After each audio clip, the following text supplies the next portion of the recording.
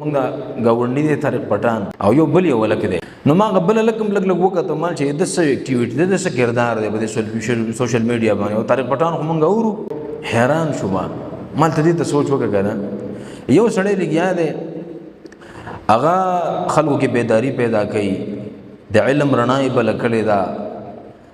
او دس یو سړی دی چې هغه په خلکو کې شعور پیدا کړي خلک د علم طرف ترابلی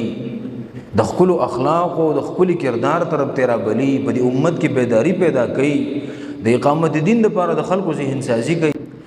او داغه د لیکچر په نتیجه کې په خلکو کې بیداری پیدا کړي رڼا پیدا کړي او بل طرف ته سړی لګیا دی هغه تشتیرو ته خلک رابلی داغه د لیکچر او داغه د خبرو په نتیجه کې ناکام عاشقان پیدا کیږي ځکه چې هغه سیوا د زلفو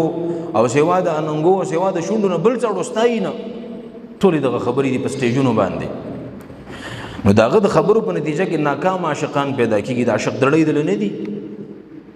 چې به عشق هم سر ته نشي رسولای نو دز ځانې په تمانچه باندې نشته یا چې د ګولۍ خوړلې ځانې وجلې نو د یو سړي د خبرو داغه د لیکچرو په نتیجه کې عاشق دړې او ناکام عاشقان پیدا کیږي تیرو ته خلک رابلی او بل سړی رڼا خوري نو مل بدی کې بزو بدی بزو څه تفسیر وکم چې سړی عقلمند دی او خيار دی کنه ناغله پکار دي چې په خپل بدی کې فرق وکړي